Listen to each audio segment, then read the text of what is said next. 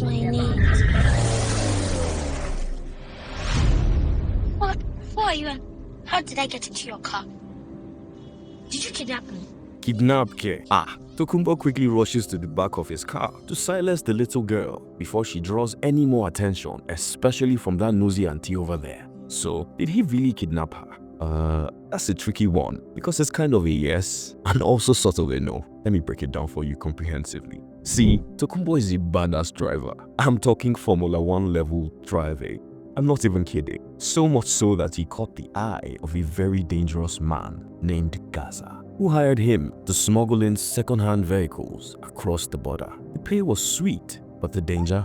Oh man. Police on his tail, high-speed chases. Tokunbo decided it was time to hang up his keys. After all, he's about to become a dad. And you know, you can't raise a kid from Kirikiri. Gaza, of course, was less than pleased. He let him go, but not without taking his frustration out by cutting off the arm of a kid suspected of theft. This isn't Tokunbo's fight, so he walks away. But the universe? Oh boy, it's just warming up for something a lot messier. Tokunbo's little boy was born with a heart condition that would require a 9.5 million naira surgery. The clock is ticking, and his current job as a ride-hailing driver brings in just pennies. His friend Chukudi says, "Go back to Gaza. Oh, the cash." Yamulika, the auntie of the kid whose arm was cut off, drops a heavy reminder. If you borrow money from Gaza, you are his for life. He owns even your soul. And she says this from personal experience. Gaza usually forces himself on her. And Tokunbo? Well, he already knows what Gaza is capable of, so borrowing from him is obviously a big no. But desperate times, as they say, well, you know the rest. Tokunbo finds himself back at Gaza's feet, only for Gaza to come off saying he is broke, even with his cash stack staring Tokunbo in the face. Iyamulika is there, quietly shaking her head as Gaza walks away to answer a phone call. "I've got just the perfect guy for the job," he says. "Let's just put a pin on this scene." Tokunbo fell back into his routines, dropping off passengers, wearing a downcast face while his world fell to pieces. Up until he stumbled upon a phone left in his backseat. At first, he thought it was just a forgotten phone, but upon unlocking it, he discovered messages meant solely for him. Messages offering big paychecks for delivering a package and a pay of 100,000 naira. He grabs it without thinking. And just like that, he drops off the pizza package. Easy money. He's in shock, disbelief even, that he made that much in just a few minutes. So he waits for the phone to beep again, and so it does. This time, it's 250,000 naira. But when he drops off the delivery, he realizes that it's the white man's nose powder. Yes, you guessed right. Cocaine. And now, he's really into something messy. It means the more packages that would come in, the more moral lines he would have to cross. Should he quit now? Even if his son's life hangs in the balance, he doesn't even have the time to contemplate. The next delivery came directly to him. A man appeared at his car window holding up a placard that read, "He has just 3 hours." Confused and alarmed, Tokunbo turned to the back seat, and there, fast asleep, was a little girl. He rushed after the man who just zoomed off. What now? What's this new mess he has gotten into?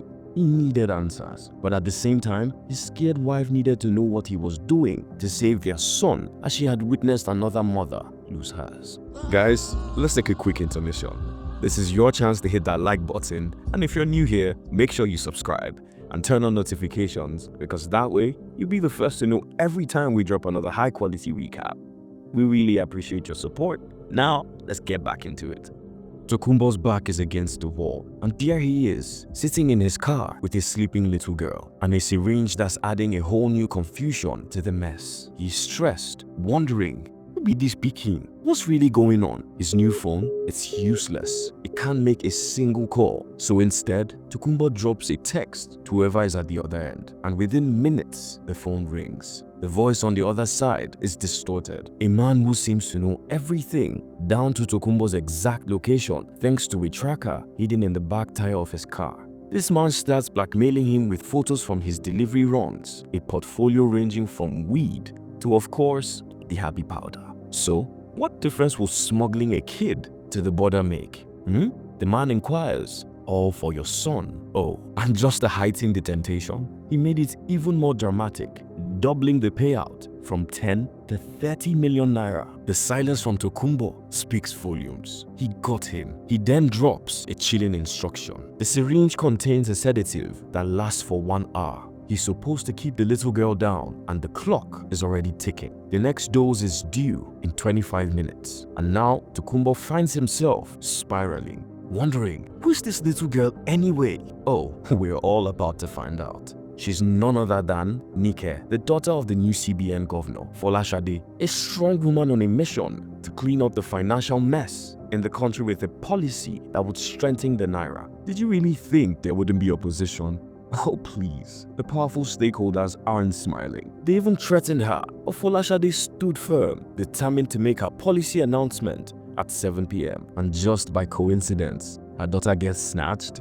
The police are on high alert. A media report goes out, checkpoints are set up, and a 5 million naira reward for anyone with substantial information. Meanwhile, TOKUNBO realizes just how much trouble he has gotten himself into. He stares away from main roads, trying to keep a low profile. Nevertheless, Nike starts to wake up. She realizes something is very wrong. She starts crying and kicking up a fuss. TOKUNBO sedates her just in time, smoothly turning away a nosy bystander with, "Don't worry, it's my daughter. She's just really sick." The woman, somewhat suspicious, moves on. The police remain completely in the dark about the kidnapper's identity. Mrs. Folashade hangs up after a call with her deputy and friend, Raymond, only for another call to come in. This time, it's from the kidnapper. The mountain just came to Mohammed, it seems. He's not asking for a ransom. He just wants to make sure she knows he's got her child. He even sends a photo to drive his point home. Now, back to TOKUNBO. He's back on the road when Nike suddenly wakes up again. She grabs the steering wheel, sending the car right off the road and into a pole. Did someone say the sedative should last an hour?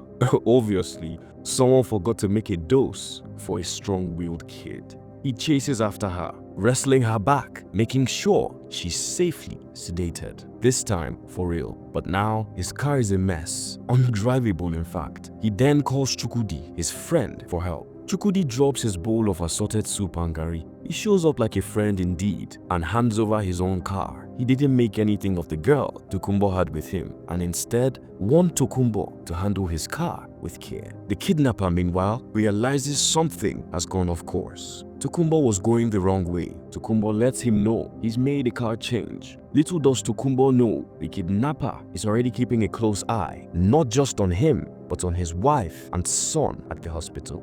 Then the kidnapper calls Folashade with his demands. He wants her to suspend her press conference, and just like that, he'll release Nike. So simple, yet so dramatic. Simply because if Folashade drops the press conference, people will say she's weak and unreliable. But if she stands on business and something happens to her child, they'll remember her as the woman who chose her career over her daughter's life. Oh God, talk about a devil's crossroads. There's no way out. Folashade asks to speak with her child, but the kidnapper refuses, which signals something else to the police. Nike is still in transit. The kidnapper knows they smell a bluff, so he calls TOKUNBO and orders him to make a video and send it to an email under TOKUNBO's name. This isn't a small task, especially with the police checkpoint up ahead and another police officer on the second lane signaling for him to hang up while driving.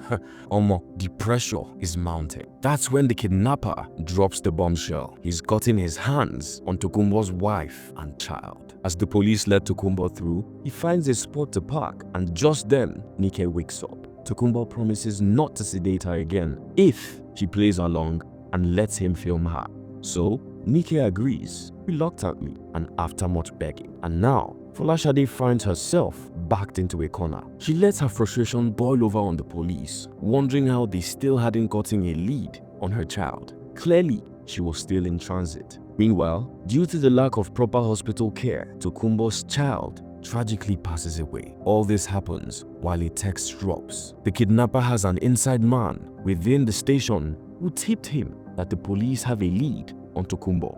How, you may ask? So after Chukudi handed over his car, he went to Iyamulika's bar, saw the kidnapping all over the news, and trusting his gut, he turned to the police. Chukwudi filled them in, the kind of person TOKUNBO really was, a family man under pressure or duress, incapable of kidnapping. He tells them the car TOKUNBO was driving and even a physical description, so now the police know what to look for. But wait, there is a shocker. The kidnapper, the man orchestrating all this chaos, is none other than Folashade's very own deputy, her trusted friend, Raymond. Why? Because he stands to lose a huge sum of money in an international transaction if Folashade sticks to her policy. Meanwhile, TOKUNBO and Nike decided to take a break from their wild ride, and it's at this point that Nike realizes something. TOKUNBO isn't a monster. He's just a good guy caught up in a mess, not entirely of his own making. But peace doesn't last too long. Soon, they are back on the road, and now the police are onto TOKUNBO, and a chase ensues. In the thick of it, TOKUNBO gets a call from his wife, a call that drops a heavy bomb. Their child is gone. That's when something snaps. TOKUNBO loses it, sending their car off a bridge and into the water, much to Folashade's disbelief as she witnesses it all from a police chopper. Meanwhile, back at the station, Folashade's assistant, Aziba, the real snake in the grass, is unmasked as the inside man, the one Raymond had gotten that warning message from. Remember that? With everything falling apart, they get into a messy breakup. Yes, she was in all of this for love and maybe a cut of the payout. A policewoman who was quietly eavesdropping on their heated call from a nearby store, and soon after, Aziba is arrested. TOKUNBO's car is retrieved from the water, but there's no sign of TOKUNBO or Nike. That's because, against all odds, they made it out alive. TOKUNBO drops Nike safely with Yamulika while he sets out to settle the score. But just as he's about to make his getaway, wow, another car slams into him. Nonetheless, the police surround Raymond's hideout. TOKUNBO's wife and son are rushed into an ambulance, while Raymond is put in handcuffs. Folashade is in disbelief. How could someone I trusted do this to me? But Raymond just sneers. It's business. Even as Folashade is still reeling from the tragedy of losing a child to his schemes, then a crackling voice over the police radio reveals that the child is still alive. Folashade's face lights up with pure happiness, and without missing a beat, she lets her hand fly, delivering a bombastic slap across Raymond's face. He got that one coming. Now, what happened to TOKUNBO? Oh, Gaza happened. It turns out Raymond had hired Gaza's services to smuggle the kidnapped girl across the border, and just as Gaza was looking for the perfect delivery man, who walks in all desperate and vulnerable? TOKUNBO. TOKUNBO would have just listened to Yamulika. Anyway, Gaza saw an opportunity he couldn't miss, so he informs Raymond, "I've got just the perfect guy for the job." Remember those words, huh? Now, Gaza wants TOKUNBO's head, quite literally, for messing with his money. But first, he needs to know where Nike is. He was just about to torture the answers out of TOKUNBO when Yamulika shows up with the child. Under duress, of course. It was nothing but a calculated guess by Gaza that TOKUNBO would leave Nike in Yamulika's care, and it turns out that he was right. Gaza was ready to finish TOKUNBO off once and for all, but TOKUNBO throws down a challenge, a duel with no weapons. Gaza, loving a chance for a little dick measuring contest, agrees without a second thought.